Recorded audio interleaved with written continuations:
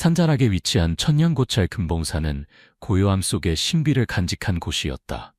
절 마당의 중심에는 수백 년 된 은행나무가 서 있었고 그 굵은 가지는 하늘을 향해 뻗어 있었다. 마을 사람들은 그 나무를 할아버지 은행이라 불렀지만 어둠이 내린 후에는 아무도 그 주변에 가까이 가려 하지 않았다. 바람이 나무를 스칠 때마다 옛 영혼의 속삭임 같은 소리가 들린다는 소문 때문이었다. 그날 아침 금봉산은 특별히 평화로웠다. 향냄새가 대웅전에서 마당으로 퍼지고 일주 스님은 마당을 쓸고 있었다. 그의 낡은 집신이 돌바닥에 끌리며 느릿한 소리를 냈다. 40년 넘게 절에 머물며 구도의 길을 걸어온 일주 스님은 마을 사람들의 방문에 익숙했다. 어떤 이는 건강을 위해 기도하고 다른 이는 물을 청하거나 아이들은 과자를 달라며 뛰놀곤 했다. 하지만 그날 눈에 띄게 슬픔이 깃든 소년이 나타나 스님을 놀라게 했다. 겨우 8살로 보이는 이 소년은 마르고 창백했으며 낡은 티셔츠와 헐렁한 고무 슬리퍼를 신고 있었다. 그의 눈은 유난히 맑고 깊었지만 그 안에는 형언하기 어려운 슬픔이 담겨 있었다. 소년은 절 입구에 서서 양손을 꼭 쥐고 있었다. 무언가를 말하려는 듯 용기를 모으는 것처럼 보였다. 일주 스님은 빗자루를 멈추고 소년을 바라보았다. 절에 무슨 일이냐? 물이나 과자를 원하니? 스님의 목소리는 부드러웠다. 소년은 고개를 저었다. 작지만 또렷한 목소리로 말했다. 스님, 저는 향 한 자루만 피우고 싶습니다. 일주 스님은 잠시 당황했다. 그는 많은 아이들이 절에 오는 것을 보았다. 어떤 아이는 하룻밤 묵을 곳을 청하고 어떤 아이는 배가 고파 밥을 달라고 했지만 단지 향 한 자루를 피우고 싶다는 아이는 처음이었다. 스님은 소년을 더 자세히 살펴보았고 마을에서 본 적 없는 얼굴임을 깨달았다. 내 이름이 뭐니? 어디서 왔니? 스님은 여전히 부드럽게 물었다. 김민호라고 합니다. 옆 마을에 삽니다. 소년은 눈을 똑바로 쳐다보며 대답했다. 두려움이나 망설임 없이. 일주 스님은 고개를 끄덕였지만 마음속으로는 여전히 의문이 남았다. 그는 대웅전을 가리켰다. 그곳에서는 부처님 앞에 놓인 향로에서 향연기가 피어오르고 있었다. 그럼 저기 부처님 앞에 향을 피워라. 내가 향을 줄게. 그러나 민호는 고개를 저으며 절마당 한 구석에 있는 은행나무를 가리켰다. 거기가 아니라 은행나무 아래에 피우고 싶어요. 소년의 말에 일주 스님은 잠시 멈칫했다. 비록 그 은행나무가 절의 신성한 상징이긴 했지만 그곳은 영적으로 무거운 기운이 있는 곳으로 알려져 있었다. 마을 사람들은 보름달이 뜬 밤에 은행나무 아래서 어렴풋한 형체를 보았다거나 알아들을 수 없는 속삭임을 들었다고 했다. 아무도 그 이야기를 확인한 적은 없었지만 오랫동안 어른들조차도 은행나무에 가까이 가길 꺼렸다. 하물며 어린아이가? 일주 스님은 민호의 얼굴에서 장난기의 흔적을 찾으려 했지만 오직 진지함만 보였다. 정말 그곳에 향을 피우고 싶니? 왜 하필 은행나무 아래인 거니? 민호는 즉시 대답하지 않았다. 그는 입술을 깨물며 무언가를 고민하는 듯했다. 그리고 갑자기 무거운 목소리로 말했다. 아버지를 위해 피워야 해요. 아버지가 거기 묻혀 계세요. 민호의 말은 그 평화로운 아침을 날카롭게 갈랐다. 일주 스님은 그 자리에 얼어붙은 듯 서 있었고 빗자루 손잡이를 꽉 쥐었다. 스님은 이 절에서 수십 년을 살면서 많은 이상한 일들을 목격했다. 꿈을 통한 예언에서부터 놀랍게 이루어진 기도에 이르기까지. 하지만 아이의 입에서 이렇게 무서운 말을 들은 적은 없었다. 아버지가 거기 묻혀 있다고? 그 말은 스님의 몸을 떨게 했고 그의 심장을 강하게 뛰게 했다. 마치 깊은 곳에서 무언가가 일어나는 것 같았다. 이때 몇몇 젊은 스님들과 청소를 돕던 마을 사람들이 이 대화를 들었다. 한 젊은 스님이 다가와 민호를 호기심과 의심이 섞인 눈으로 바라보았다. 뭐라고 했니? 아버지가 은행나무 아래 묻혀 있다고? 누구한테 그런 얘기를 들었니? 민호는 움츠러들지 않았다. 그는 그 스님의 눈을 똑바로 쳐다보며 차분한 목소리로 대답했다. 꿈에서 아버지를 봤어요. 아버지는 은행나무 아래 서서 땅을 가리키며 내가 와야 한다고 말씀하셨어요. 절마당에 갑자기 무거운 침묵이 내려앉았다. 낙엽을 줍던 노파가 작게 외쳤다. 어머나, 저 은행나무는 정말 신령해. 함부로 말하지 마라, 얘야. 하지만 민호는 신경 쓰지 않았다. 그는 조용히 은행나무로 걸어갔다. 일주 스님이 방금 건네준 향을 손에 들고 나무 뿌리는 땅 위로 드러나 거대한 뱀처럼 꼬여 있었고 그 중앙에 작은 빈 공간이 있었다. 민호는 무릎을 꿇고 향을 땅에 꽂았다. 불을 붙이자 작은 불꽃이 타오르며 향연기가 공기 중으로 피어올랐다. 그리고 이상한 일이 일어났다. 막 타기 시작한 향이 갑자기 격렬하게 불타오르기 시작했다. 마치 보이지 않는 바람이 불어넣은 것처럼 붉은 불꽃이 강렬하게 타올라 눈 깜짝할 사이에 향 전체를 태워버렸다. 땅에는 작은 재만 남았다. 마당에 있던 모든 사람들은 말문이 막혔다. 일주 스님은 많은 이상한 일들을 보았지만 이렇게 향이 타오르는 것을 본 적은 없었다. 등줄기에 한기가 느껴졌다. 이게 어찌 된 일인가? 한 젊은 스님이 중얼거렸다. 목소리가 떨렸다. 낙엽을 줍던 노파는 재빨리 은행나무에 절을 하고 기도를 중얼거렸다. 제사를 지내러 온 중년 남성이 가까이 서서 불쑥 말했다. 이 아이가 헛소리를 하는 게 아닌 것 같아요. 저 나무에 정말 뭔가 있는 것 같습니다. 민호는 여전히 은행나무 옆에 무릎을 꿇고 있었다. 그의 눈에는 깊은 슬픔이 담겨 있었다. 그는 울지 않았고 더 이상 아무 말도 하지 않았지만 그의 침묵이 공기를 더욱 무겁게 만들었다. 일주 스님은 다가가 민호의 어깨에 손을 얹었다. 그의 목소리는 무겁지만 부드러웠다. 말해보거라. 내 아버지는 누구시냐? 어떻게 이런 일을 알게 됐니? 민호는 고개를 들었다. 그의 눈빛은 마음을 꿰뚫는 듯했다. 아버지 이름은 김진호예요. 제가 어릴 때 실종되셨어요. 하지만 저는 아버지가 저를 버리지 않으셨다는 걸 알아요. 아버지는 여기, 이 은행나무 아래 계세요. 민호의 말은 조용한 수면에 던져진 돌처럼 마당 전체를 흔들었다. 이 소식은 그 자리에 있던 사람들을 통해 마을로 빠르게 퍼져나갔다. 몇 시간 만에 사람들이 절 입구에 모여들기 시작했고 수군거림이 끊이지 않았다. 누군가는 소년을 믿었고 또 누군가는 민호가 이야기를 지어냈다고 생각했다. 하지만 순식간에 타버린 향과 소년의 확신에 찬 말은 아무도 가볍게 넘기지 못했다. 일주 스님은 은행나무를 바라보며 마음이 무거워졌다. 그는 금봉사가 더 이상 예전처럼 평화롭지 않을 것임을 알았다. 민호의 말, 그 이상한 향, 그리고 은행나무 아래의 비밀이 밝혀지기를 기다리고 있었다. 금봉사의 마당은 보통 때의 평화로움과 향냄새, 새들의 지저김으로 가득한 곳이었지만 이제는 기능감과 불안으로 가득 찼다. 김민호 소년과 은행나무 아래에서 불타버린 향에 대한 소식은 들불처럼 번져나가 불과 몇 시간 만에 많은 마을 사람들이 절 앞에 모여들었다. 사람들은 호기심과 두려움이 뒤섞인 눈으로 은행나무를 바라보았다. 누군가는 의심스러워했고 또 누군가는 두려워했지만 모두가 한 가지 질문을 품고 있었다. 과연 소년의 말이 사실일까? 정말 수백 년 된 저 은행나무 아래에 끔찍한 비밀이 묻혀 있는 것일까? 일주 스님은 절의 작은 방에 서서 양손을 등 뒤로 모으고 마당을 내려다보았다.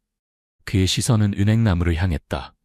40년이 넘는 세월 동안 이곳에 살면서 많은 이상한 일들을 목격했지만 오늘처럼 불안한 적은 없었다. 민호의 말. 아버지가 거기 묻혀 있어요는 마치 바늘처럼 그의 마음을 찔렀고 그를 가만히 있지 못하게 했다. 그는 마당에 무릎을 꿇고 있는 민호를 바라보았다. 소년의 마른 어깨가 미세하게 떨리고 있었다. 민호는 울지 않았지만 그의 침묵이 소리 없는 슬픔보다 더 마음을 아프게 했다. 젊은 스님인 도헌이 일주 스님에게 다가왔다. 그의 목소리에는 걱정이 가득했다. 스님, 어떻게 해야 합니까? 밖에 사람들이 많이 모였습니다. 모두 진실을 알기 원합니다.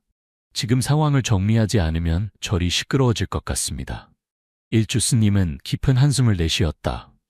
이 일은 간단하지 않구나. 은행나무는 신성한 곳이라 함부로 건드릴 수 없어. 하지만 소년의 말과 그 향이 타오른 모습, 우리가 가볍게 넘길 수 없는 일이야.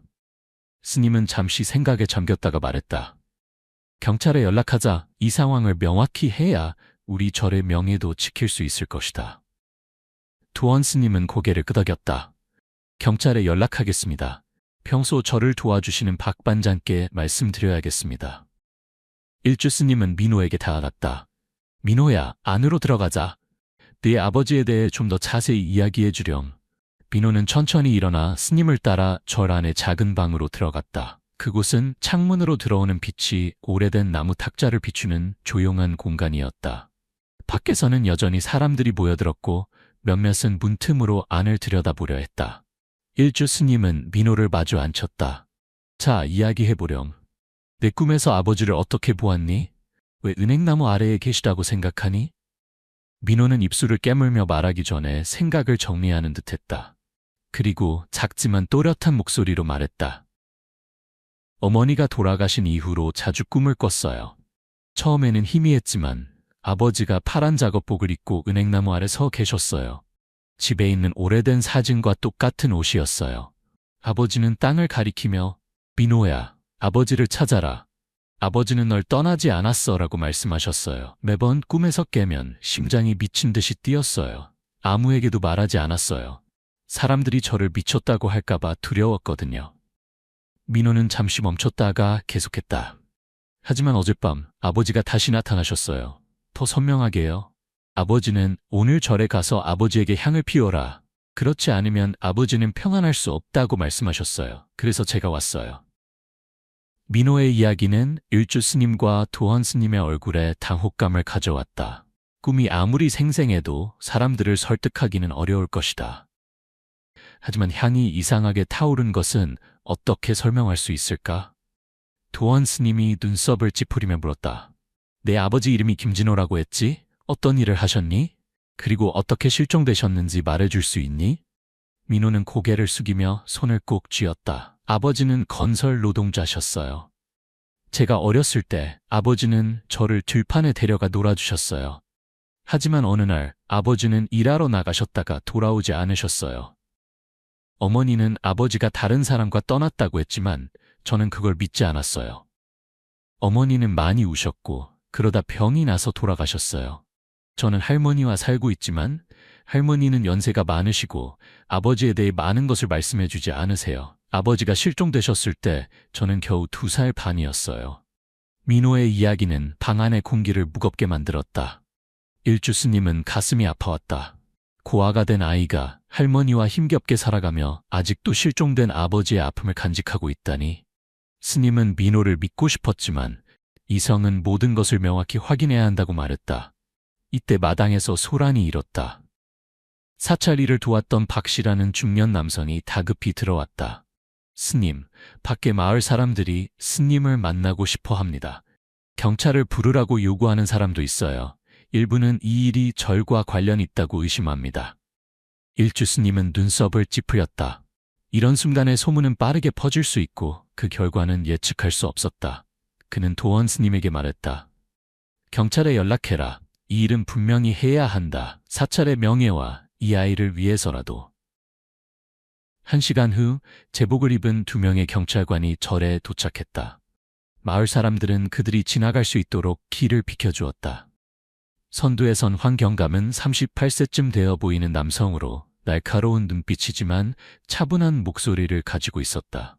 그는 민호를 보고 일주 스님에게 눈을 돌렸다. 은행나무 아래 누군가가 묻혀있다는 소년의 이야기에 대한 제보를 받았습니다. 이 일은 심각하니 확인이 필요합니다. 스님과 모든 분들의 협조를 부탁드립니다. 황경감은 민호의 진술을 기록하기 위해 앉았다.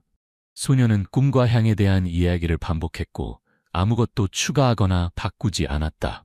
경감은 경청했지만 그의 눈빛에는 약간의 의심이 보였다. 그는 물었다. 내가 말한 것이 사실이라고 확신하니? 넌 아직 어리니까 기억이 잘못되었거나 누군가가 너에게 들려준 이야기일 수도 있잖아. 민호는 고개를 저었다. 그의 목소리는 확신에 차 있었다. 거짓말 아니에요. 꿈에서 아버지를 봤어요. 아버지가 은행나무 아래 계시다는 걸 알아요. 황경감은 고개를 끄덕였지만 그가 설득되지 않았음이 분명했다. 그는 일주 스님에게 돌아섰다. 스님은 김진호라는 소년의 아버지나 은행나무 주변에서 일어난 이상한 일에 대해 아는 것이 있으신가요? 일주 스님은 고개를 저었다. 그의 목소리는 무거웠다. 정확히 기억나지 않네요. 그가 절에 왔는지도 모르겠습니다. 하지만 저 은행나무는 신성한 장소입니다. 여러 해 전에 이 지역이 정비되면서 땅이 높아졌습니다. 그 무렵 한 여성이 남편을 찾으러 절에 왔었는데 그 남편의 이름이 진호였던 것 같습니다. 하지만 우리는 그를 알지 못했고 그 후로 아무도 그에 대해 언급하지 않았습니다. 황경감은 기록을 마치고 일어섰다. 조사하겠습니다. 우선 김진호라는 사람의 신원과 실종 상황을 확인해야 합니다. 은행나무는 당분간 그대로 두겠습니다만 필요하다면 허가를 받아 땅을 파볼 수도 있습니다. 경감의 말에 바깥의 군중이 술렁이기 시작했다. 일부는 진실을 찾기 위해 은행나무를 파야 한다고 주장했다. 하지만 누파박 할머니처럼 절에 자주 오는 사람들은 고개를 저으며 중얼거렸다. 저 은행나무는 정말 신령해요. 건드리면 불길한 일이 생길 거예요. 하지만 만약 그 소년의 아버지가 정말 거기 있다면 이런 원통한 일이. 일주 스님은 민호를 바라보았다. 그의 마음은 복잡했다. 그는 절의 명예가 훼손되는 것을 원치 않았지만 소년의 말을 무시할 수도 없었다. 그는 도원 스님에게 조용히 말했다. 제사를 준비하고 신들의 보호를 기원하자. 만약 은행나무를 파야 한다면 우리는 올바른 의식을 따라야 한다. 실수가 있어서는 안 될 것이다. 민호는 조용히 앉아 창문을 통해 은행나무를 바라보았다. 그는 아무 말도 하지 않았지만 그의 마음속에는 꿈에서 본 아버지의 모습이 선명하게 남아 있었다. 그는 사람들이 의심하더라도 진실이 은행나무 아래 묻혀 있다는 것을 알았고 아버지가 명예를 회복할 때까지 멈추지 않을 것이라고 다짐했다. 절 마당에서는 여전히 사람들이 흩어지지 않았다. 소문은 인근 마을까지 퍼졌고 압력은 금봉사와 아무도 그 아래에 무엇이 묻혀 있는지 알지 못하는 은행나무에 쏠렸다. 그날 아침 금봉사의 마당은 무거운 공기로 가득 찼다. 마치 하늘과 땅이 숨을 죽이고 있는 것 같았다. 수백 년 된 은행나무는 여전히 위험 있게 서 있었지만 오늘은 단순한 신성한 상징이 아니라 곧 밝혀질 비밀의 중심이었다. 마을 사람들은 절마당에 빽빽하게 모여 있었다. 지팡이를 짚은 노인부터 호기심 많은 젊은이까지 모두의 시선은 은행나무에 고정되어 있었다. 속삭임, 기도 소리, 한숨 소리가 섞여 불안한 하모니를 만들어냈다. 일주 스님은 은행나무 옆에 설치된 제단 앞에 서 있었다. 제단 위에는 향이 피어올랐고 과일, 떡, 그리고 맑은 술 한 병이 정성스럽게 놓여 있었다. 그는 노란 가사를 입고 가슴 앞에서 양손을 모은 채 조용히 공양을 올리고 있었다. 도원 스님과 몇몇 젊은 스님들이 뒤에 서서 의식을 보조했다. 마을 사람들은 아무도 말하지 않았지만 모두 의식의 엄숙함과 긴장감을 느꼈다. 은행나무는 원래 신성한 장소였고 아무도 함부로 건드릴 수 없었다. 오늘 은행나무 아래의 땅을 파는 것은 마을 전체가 숨을 죽이게 만드는 결정이었다. 김민호 8살의 소년은 일주 스님 옆에 조용히 서 있었다. 그의 눈에는 여전히 깊은 슬픔이 담겨 있었지만 어제와 달리 더 이상 떨리지 않았다. 그는 낡은 티셔츠와 헐렁한 슬리퍼를 신고 있었지만 그의 자세는 마치 자신의 나이보다 훨씬 무거운 임무를 지고 있는 사람처럼 꼿꼿했다. 마을 사람들은 민호를 바라보았다. 어떤 이는 측은한 마음으로, 어떤 이는 의심스러운 눈빛으로. 하지만 아무도 감히 다가가 물어보지 않았다. 은행나무 아래 묻힌 아버지에 대한 소년의 이야기는 마을 전체를 흔들어 놓았다. 그리고 오늘 진실이 드러날 것이었다. 황경감은 조사를 이끄는 경찰관으로 일찍부터 현장에 도착했다. 그는 2명의 동료와 함께 서 있었고 그의 표정은 엄숙했다. 그 옆에는 인근 마을에서 불러온 잡자들이 있었다. 그들은 삽, 곡괭이, 그리고 작은 굴착기까지 가져왔다. 하지만 황경감은 특별히 주의를 당부했다. 굴착기는 표면의 흙을 제거하는 데만 사용하고 더 깊은 땅은 손으로 조심스럽게 파야 한다고. 이는 단순히 이곳이 신성한 장소이기 때문만이 아니라 만약 민호의 말이 사실이라면 은행나무 아래의 모든 단서가 매우 중요했기 때문이다. 일주 스님이 제사를 마친 후 그는 황경감에게 돌아섰다. 그의 목소리는 무거웠다. 우리는 신들과 조상들의 가호를 빌었습니다. 오늘의 발굴이 어떤 영혼도 방해하지 않기를 바랍니다. 만약 저 아래 무언가가 있다면 우리 절이 평안을 찾을 수 있도록 진실이 밝혀지길 바랍니다. 황경감은 고개를 끄덕였다. 그의 시선은 은행나무를 떠나지 않았다. 감사합니다, 스님. 우리는 조심스럽게 작업할 것입니다. 이상한 점이 발견되면 즉시 알려드리겠습니다. 마을 사람들은 은행나무에서 멀리 떨어져 원을 이루고 서 있었다. 일부는 손을 모으고 기도했고 다른 이들은 작은 목소리로 수군거렸다. 박할머니, 절에 자주 오는 노파는 고개를 저으며 중얼거렸다. 저 은행나무는 정말 신령해요.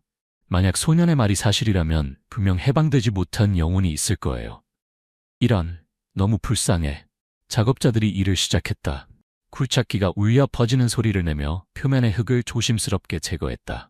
하지만 은행나무에 뒤얽힌 뿌리에 도달했을 때 그들은 멈춰섰다. 뿌리는 마치 거대한 뱀처럼 서로 얽혀 땅을 단단히 붙잡고 있어서 발굴 작업이 어려웠다. 한 작업자, 김 씨는 이마에 땀을 닦으며 황경감에게 말했다. 뿌리가 돌처럼 단단해요. 손으로 파려면 하루 종일 걸릴 겁니다.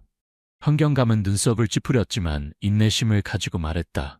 천천히 진행합시다. 서두르지 마세요. 만약 아래 무언가가 있다면 우리는 현장을 보존해야 합니다. 마을 사람들은 더욱 긴장했다. 사판자루, 파헤쳐진 흙 한 줌마다 그들의 심장 박동은 빨라졌다.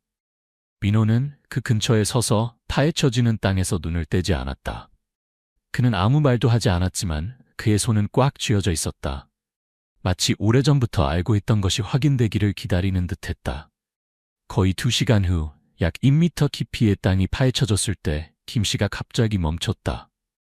그는 몸을 숙여 흙을 손으로 걷어내더니 소리쳤다. 여기 뭔가 있어요. 파란색 천조각. 군중 사이에서 술렁임이 일었다. 황경감은 재빨리 다가가 모두에게 멈추라고 신호했다. 그는 무릎을 꿇고 손으로 확인했다. 바래고 찢어진 파란색 천조각이 흙 사이로 보였다. 그는 조심스럽게 더 많은 흙을 걷어냈고 그때 끔찍한 광경이 드러났다. 말라비틀어진 사람의 팔이 흙 속에 묻혀 있었다. 근처에 있던 마을 사람들이 비명을 질렀다. 몇몇은 뒤로 물러나며 얼굴이 창백해졌다. 박할머니는 가슴을 움켜쥐며 중얼거렸다. 하늘이시여, 정말이었어. 저기 사람이 있었어. 정말이었어. 일주 스님은 묵묵히 서 있었지만 그의 앞에 보은 손이 약간 떨렸다. 그는 민호를 바라보았고 소년이 여전히 조용히 서 있는 것을 보았다. 하지만 이제 그의 눈에는 눈물이 고여 있었다. 민호는 소리내어 울지 않았지만 눈물이 볼을 타고 흘러내렸다. 그는 은행나무 근처에 흙을 껴안으며 무릎을 꿇고 목이 메인 목소리로 말했다. 아버지, 찾았어요. 민호의 외침은 공기를 찢었다. 처음에는 의심했던 마을 사람들조차도 이제는 눈물을 참을 수 없었다. 중년 여성인 윤 씨는 흐느끼며 말했다. 이런, 소년이 진실을 말했어. 그의 아버지가 여기 묻혀 있었구나. 황경감은 작업자들에게 계속 발굴하라고 지시했지만 더 조심스럽게. 점차 한 남자의 온 시신이 드러났다. 파란색 작업복은 찢어졌지만 여전히 알아볼 수 있었다. 뼈는 말랐지만 여전히 원래의 형태를 유지하고 있었다. 이전에 대기했던 법의학팀이 빠르게 현장에 도착했다. 그들은 보호복을 입고 현장을 조사하기 시작했으며 분석을 위한 샘플을 채취했다. 일주 스님은 민호에게 다가가 그의 어깨에 손을 얹었다. 그의 목소리는 무거웠다. 아버지가 원하시는 일을 해냈구나. 이제 경찰이 나머지를 처리할 거야. 아버지는 평안히 쉴 수 있을 거야. 민호는 고개를 끄덕였지만 여전히 시신에서 눈을 떼지 않았다. 그는 마치 혼잣말처럼 중얼거렸다. 아버지는 저를 버리지 않으셨어요. 아버지는 항상 여기 계셨어요. 몇 시간 후 법의학팀은 샘플 채취를 마쳤다. 황경감은 일어서며 단호한 목소리로 말했다. 이 시신은 DNA 검사를 위해 보내줄 것입니다. 하지만 옥과 민호군의 진술에 근거하면 이는 김진호 씨, 민호군의 아버지일 가능성이 높습니다. 우리는 사망 원인을 밝히기 위해 추가 조사를 할 것입니다. 마을 사람들이 수근거리기 시작했다. 일부는 저를 의심스러운 눈초리로 바라보았다. 박 씨, 절에서 일하는 사람은 고개를 저으며 말했다. 절이 어떻게 사람을 묻을 수 있겠어요? 하지만 누가 이런 일을? 누가 김진호 씨를 은행나무 아래 묻었을까요? 일주 스님은 압박감을 느꼈다. 그는 절이 직접 관련되지 않았다 하더라도 이 사건이 절의 명예에 영향을 미칠 것임을 알았다. 그는 황경감에게 돌아섰다. 우리는 최대한 협조하겠습니다. 만약 원통한 일이 있었다면 진실이 밝혀져 고인의 영혼이 평안을 찾을 수 있기를 바랍니다. 황경감은 고개를 끄덕였지만 그의 눈빛은 이미 의심하기 시작했음을 보여주었다. 그는 경찰에게 이 지역을 봉쇄하라고 명령했다. DNA 검사 결과가 나올 때까지 아무도 은행나무에 접근할 수 없었다. 마을 사람들은 점차 헤어졌지만 은행나무 아래에서 발견된 시신에 대한 이야기는 이미 마을 전체, 심지어 인근 마을까지 퍼져나갔다.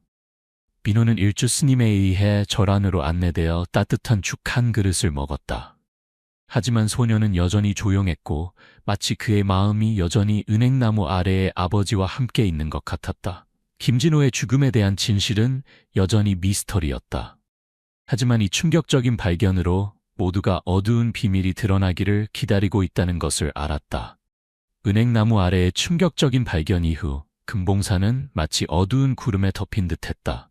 마을 사람들은 어느 정도 흩어졌지만 끊임없이 수군거림이 이어졌다. 소문은 마을 이곳저곳으로 퍼져나갔다. 김민호 소년의 이상한 꿈에서부터 은행나무 아래에서 발견된 김진호의 시신까지 찢어진 파란색 작업복을 입은 채 가장 큰 의문은 여전히 공중에 맴돌고 있었다. 누가 김진호를 은행나무 아래 묻었을까? 그리고 왜 이런 범죄가 그렇게 오랫동안 숨겨져 있었을까? 환경감은 조사를 이끄는 경찰관으로서 시간을 낭비하지 않았다.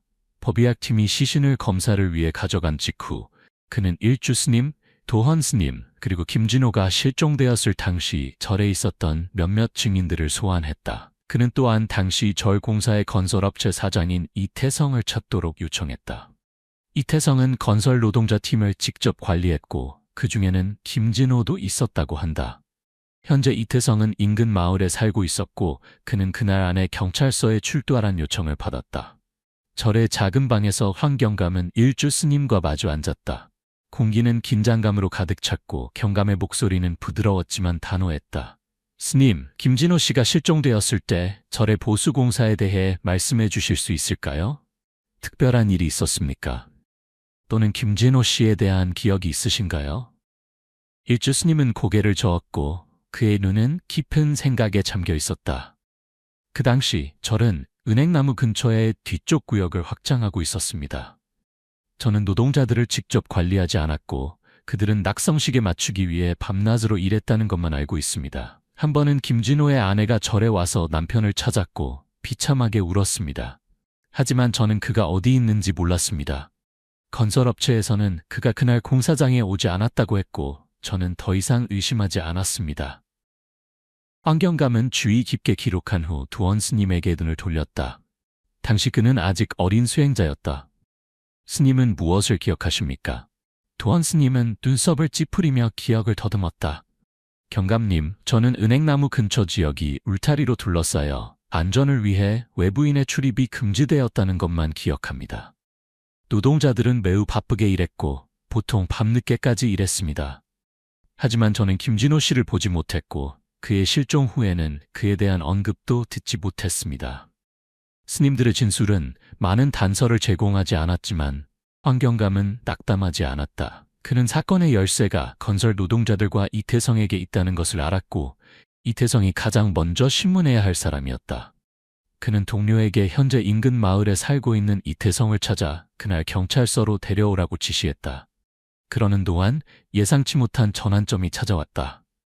강수연, 이태성의 팀에서 일했던 전 건설 노동자가 김진호의 시신이 은행나무 아래에서 발견되었다는 소식을 듣고 자발적으로 경찰서를 찾아왔다. 강수연은 이제 40대로 야윈 체격의 남자였다. 그는 걱정스러운 표정으로 경찰서에 들어왔다. 황경감은 그를 맞이하며 차분한 목소리로 말했다. 강 씨, 와주셔서 감사합니다. 김진호 씨에 대한 정보가 있으십니까? 모든 세부 사항이 매우 중요합니다. 강수연은 고개를 숙이며 초조한 손길로 말했다. 경감님, 더 이상 침묵할 수 없습니다. 은행나무 아래에서 김진호 씨의 시신이 발견되었다는 소식을 듣고 양심의 가책을 느꼈습니다. 그가 실종된 날 밤 우리 팀은 절에서 야간 작업을 하고 있었습니다. 저는 김진호 씨가 파란 작업복을 입고 다른 사람들과 함께 일하는 것을 분명히 보았습니다. 하지만 갑자기 무너지는 돌소리가 크게 들렸고 이태성 사장이 안전을 위해 모두 밖으로 나가라고 소리쳤습니다. 우리는 절마당으로 뛰어나가 기다렸습니다. 그 후 이태성 사장은 작업을 일시 중단한다고 말하며 우리에게 귀가하라고 했습니다. 그 이후로 저는 김진호 씨를 보지 못했습니다. 제가 물었을 때 이태성 사장은 그가 일을 그만두었다고 말했지만 저는 이상하게 생각했습니다. 김진호 씨는 그런 사람이 아니었거든요. 강수연의 진술은 어둠 속의 빛과 같았다. 환경감은 주의 깊게 기록하며 날카로운 눈빛으로 물었다. 확실히 말씀하신 내용이 맞습니까? 그 후에 공사장에서 이상한 점을 발견하셨나요? 강수연은 고개를 끄덕이며 떨리는 목소리로 말했다. 네, 그 후에 이태성 사장은 팀에게 며칠간 쉬라고 했습니다. 우리가 돌아왔을 때 은행나무 근처 지역은 이미 평탄해져 있었고 땅이 예전보다 높아져 있었습니다. 당시에는 별 생각 없이 넘어갔지만 지금 생각해보면 이태성 사장이 무언가를 숨긴 것 같아 두렵습니다. 강수연의 진술은 중요한 단서였고 환경감은 즉시 이태성을 소환해 대질신문을 하기로 했다. 경찰서에서 이태성이 들어왔다. 그는 긴장된 모습이었다. 약 50세로 낡은 셔츠를 입고 있었으며 시선을 피했다. 환경감은 그에게 자리를 권하며 차분하지만 날카로운 목소리로 말했다. 이태성 씨, 절 공사 당시 귀하의 팀에서 일했던 김진호 씨에 대해 말씀해 주십시오. 그가 실종된 날 그가 공사장에 오지 않았다고 하셨죠? 이태성은 고개를 끄덕이며 침착함을 유지하려고 했다. 네, 맞습니다. 김진호는 그날 오지 않았습니다. 제가 생각하기에 그는 일을 그만두었거나 가정 문제가 있었을 겁니다. 그의 아내가 와서 물었지만 저는 더 아는 것이 없었습니다. 환경감은 눈썹을 찌푸리며 강수연의 진술이 적힌 노트를 꺼냈다. 이태성 씨는 김진호 씨가 오지 않았다고 하셨는데 귀하의 팀에서 일했던 강수연 씨는 그날 밤 김진호 씨가 있었다고 증언했습니다. 그는 김진호 씨가 일하는 것을 보았고 그 후 돌이 무너지는 소리가 들려 귀하가 모두 밖으로 나가라고 지시했다고 합니다. 그 후 김진호 씨가 사라졌고 이에 대해 어떻게 설명하시겠습니까? 이태성의 얼굴이 창백해졌고 이마에 땀이 맺혔다. 그는 고개를 저으며 더듬거리는 목소리로 말했다. 강수연이 기억을 잘못했습니다.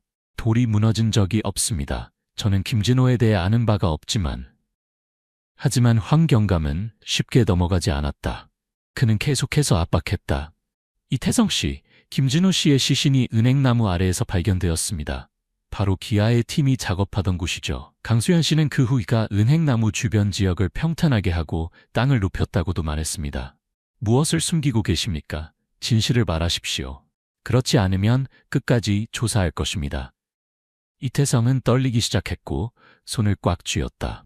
그는 고개를 숙이고 오랫동안 침묵했다. 마치 내적 갈등을 겪는 것 같았다. 환경감은 압력을 높였다. 김진호의 가족이 얼마나 고통받았는지 아십니까? 그의 아내는 중병으로 세상을 떠났고 아들은 고아가 되어 할머니와 힘겹게 살고 있습니다. 양심이 있으시다면 진실을 말하십시오. 마침내 이태성은 무너졌다. 그의 목소리는 공포와 후회로 목이 메었다. 제가 잘못했습니다. 그날 밤은 칠흑같이 어두웠고 별 하나 없었다. 몇 개의 희미한 손전등과 공사장에 걸린 약한 전구만이 은행나무 근처를 비추고 있었다. 우리 팀 5명의 노동자들은 절의 낙성식에 맞추기 위해 서둘러 일하고 있었다. 삽으로 흙을 파는 소리, 돌이 부딪히는 소리가 끊임없이 들렸고 축축한 흙과 땀 냄새가 차가운 밤 공기와 섞였다. 김진호, 팀에서 가장 강한 노동자는 파란색 작업복을 입고 혼자서 은행나무 근처 기초를 놓기 위해 커다란 돌을 지렛대로 들어올리고 있었다.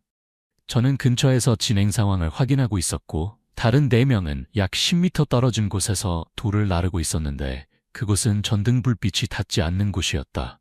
갑자기 돌이 안에서 금이 가는 듯한 건조한 소리가 들렸습니다. 제가 돌아보니 수백 킬로그램이 기울더니 김진호에게 쏟아졌습니다. 그는 짧게 비명을 지르고는 조용해졌습니다. 저는 심장이 쿵쾅거리며 뛰어갔습니다. 작은 목소리로 진호야, 진호야 불렀지만 대답이 없었습니다. 손전등 빛 아래 그는 움직이지 않고 누워 있었습니다. 머리에서 피가 흘러 땅을 적시고 있었고 눈은 크게 뜨여 있었지만 생명의 기운은 없었습니다. 저는 무릎을 꿇고 맥박을 확인했지만 그는 이미 떠나고 없었습니다. 저는 공황 상태가 되었고 머릿속이 뒤죽박죽이었습니다. 공사는 며칠 안에 완료될 예정이었고 절과의 계약은 제가 지금까지 받은 것 중 가장 큰 금액이었습니다. 만약 이 일이 알려지면 저는 모든 것을 잃을 것이었습니다. 계약, 돈, 그리고 아마도 감옥에 갈 수도 있었습니다. 저는 주변을 둘러보았고 몇 걸음 떨어진 곳에 있는 은행나무와 그 뿌리들이 절 마당에서의 시야를 마치 보호막처럼 가리고 있는 것을 보았습니다. 절망 속에서 저는 이 일을 숨기기로 결정했습니다. 저는 다른 4명이 있는 곳으로 달려가 급한 목소리로 말했습니다. 잠시 쉬자. 절 마당으로 나가서 나를 기다려. 그들은 의심하지 않았고 제가 뭔가를 확인해야 한다고 생각해 조용히 나갔습니다. 혼자 남겨졌을 때 저는 굴착기를 조종했습니다. 기계의 굉음이 다른 모든 소리를 덮었습니다. 저는 은행나무 아래에 깊은 구덩이를 팠고 뿌리가 그곳을 완전히 가렸습니다. 그리고 조심스럽게 김진호의 시신을 그곳으로 끌어당겼습니다. 땅에 남은 피는 삽으로 흙을 덮어 숨겼습니다. 일을 마치고 나서 저는 더 많은 흙과 돌을 부었고 굴착기로 평탄하게 만들어 이전보다 높게 만들었습니다. 날이 밝아오기 시작했을 때 저는 팀을 불러 오늘 일이 일찍 끝났다고 말하고 그들에게 돌아가 쉬라고 했습니다. 아무도 묻지 않았고 아무도 김진호가 은행나무 아래 남아있다는 것을 알지 못했습니다. 저는 새로운 흙과 뿌리가 그를 덮고 있어 아무도 찾지 못할 것이라 생각했습니다. 하지만 저는 틀렸습니다. 저는 김진호의 아들이 마치 신의 인도를 받은 것처럼 아버지를 찾을 것이라고는 상상도 못했습니다. 이태성의 고백은 조용한 공간에 폭발한 것 같았다. 황경감은 한 글자도 놓치지 않고 기록했다. 그의 목소리는 차가웠다. 당신은 그것이 범죄라는 것을 알면서도 그렇게 했군요. 김진호의 가족이 겪은 고통에 대해 생각해 보셨습니까? 이태성은 고개를 숙였다. 눈물이 뺨을 타고 흘렀다. 돈에 눈이 멀었습니다. 그 아이가 아버지를 찾을 거라고 생각하지 못했습니다. 제발, 저는 처벌받을 준비가 되어 있습니다. 그의 고백은 기록되어 상부에 보고되었다. 경찰은 다른 팀원들의 역할을 확인하기 위해 계속 조사했다. 하지만 이태성이 주모자라는 것은 분명했다. 고백에 대한 소식은 빠르게 퍼져 마을 사람들의 분노를 불러일으켰다. 많은 사람들이 절 앞에 모여 김진호를 위해 향을 피우고 기도했으며 도시의 이태성의 잔혹함을 저주했다. 이태성의 고백 후 금봉사의 분위기는 다소 가벼워졌지만 여전히 말로 표현하기 어려운 슬픔이 감돌았다. 김진호의 죽음에 대한 진실이 밝혀졌다. 끔찍한 사고, 잘못된 결정, 그리고 신성한 은행나무 아래에 묻힌 범죄.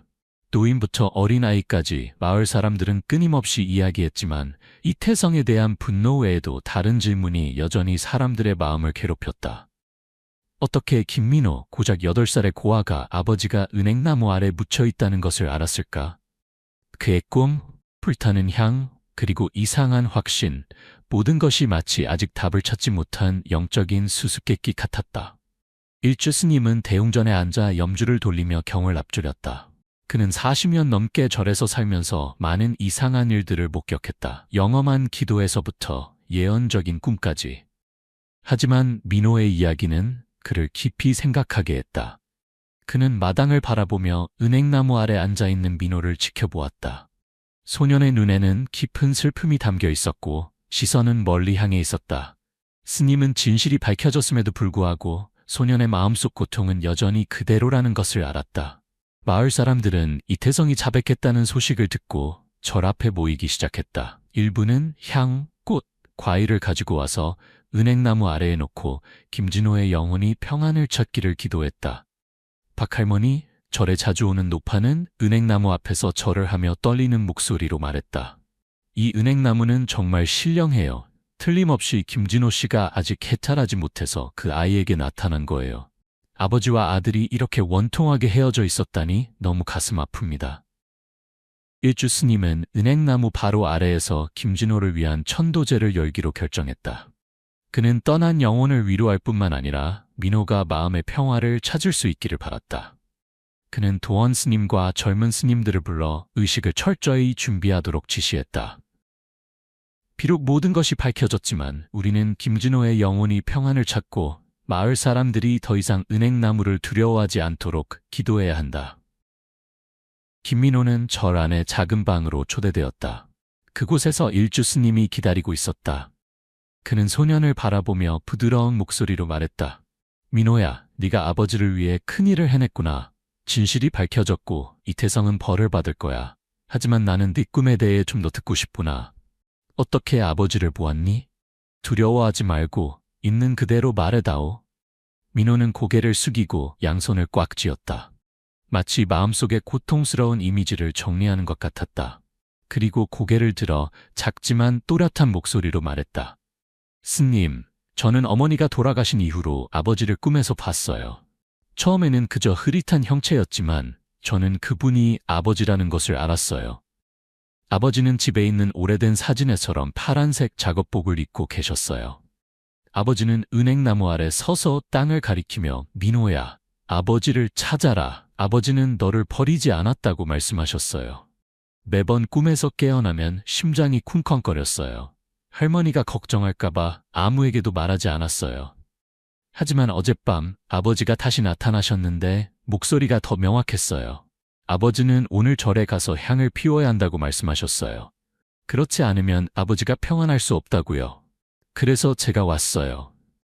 민호의 이야기는 일주 스님과 도헌 스님의 얼굴에 당혹감을 가져왔다.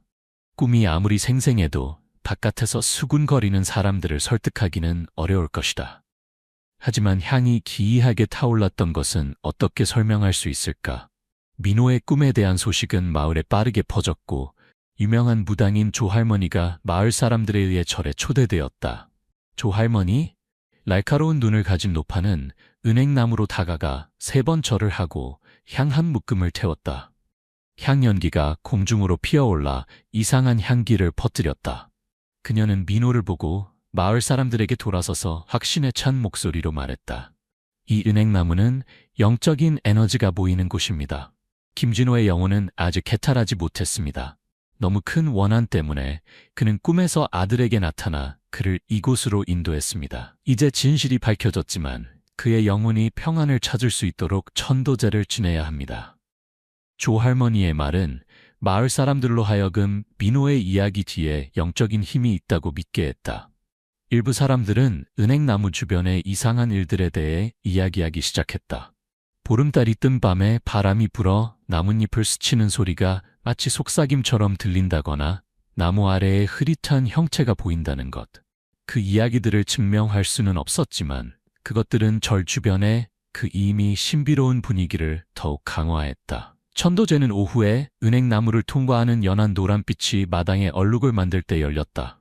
마을 사람들이 많이 모였고 향, 꽃, 그리고 기도를 가져왔다.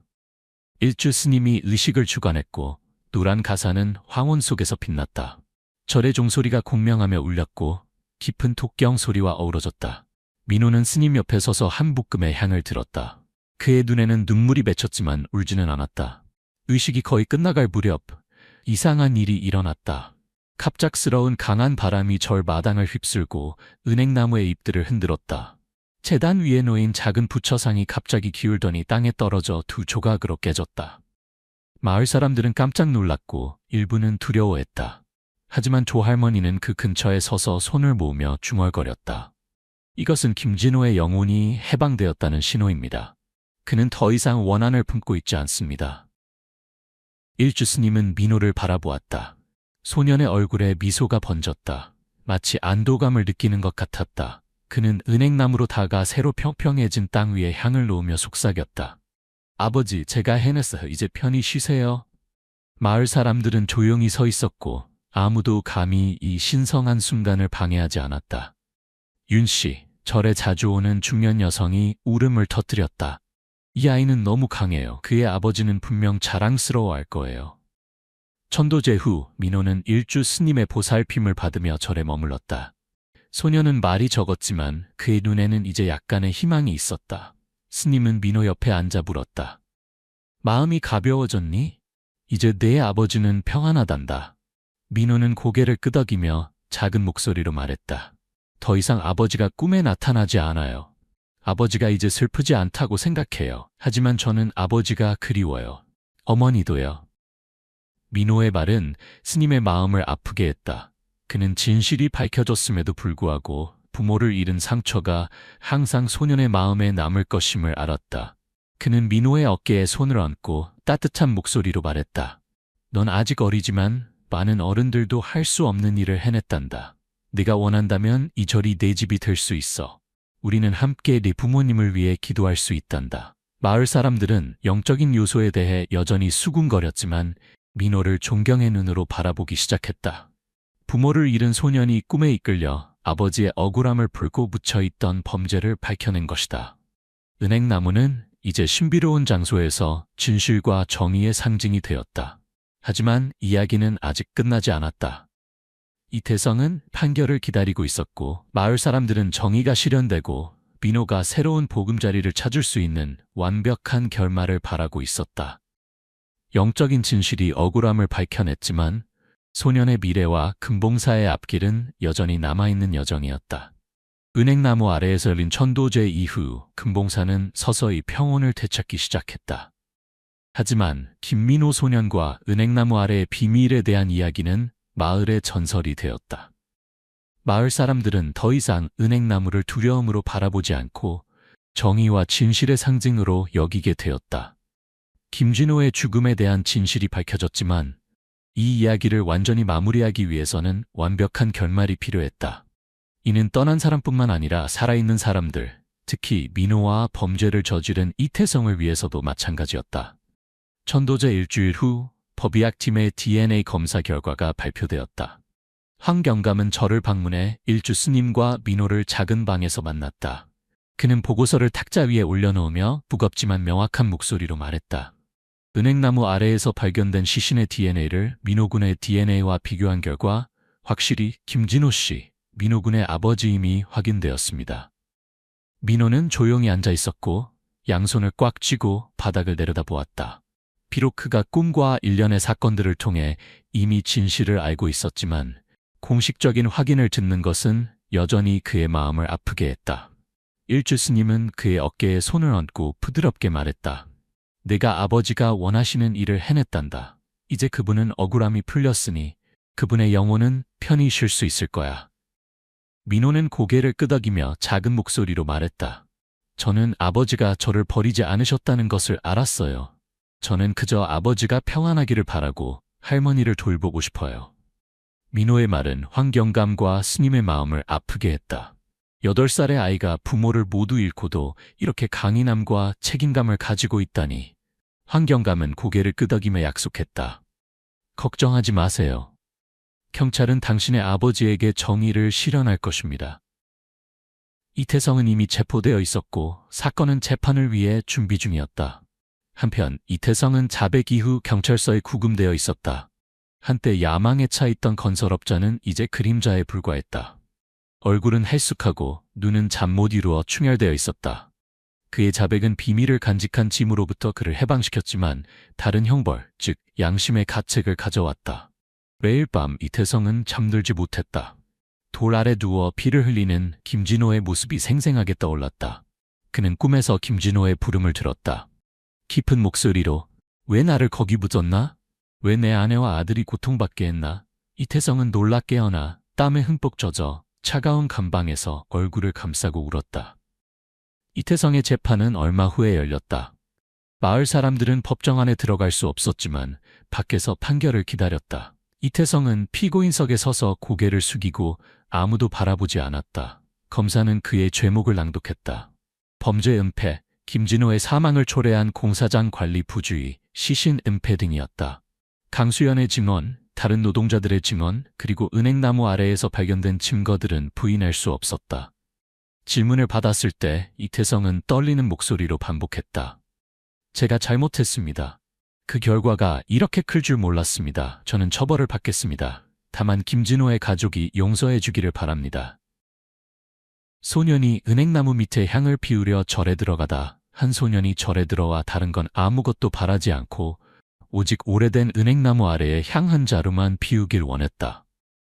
10분 후 온 절이 흔들렸다.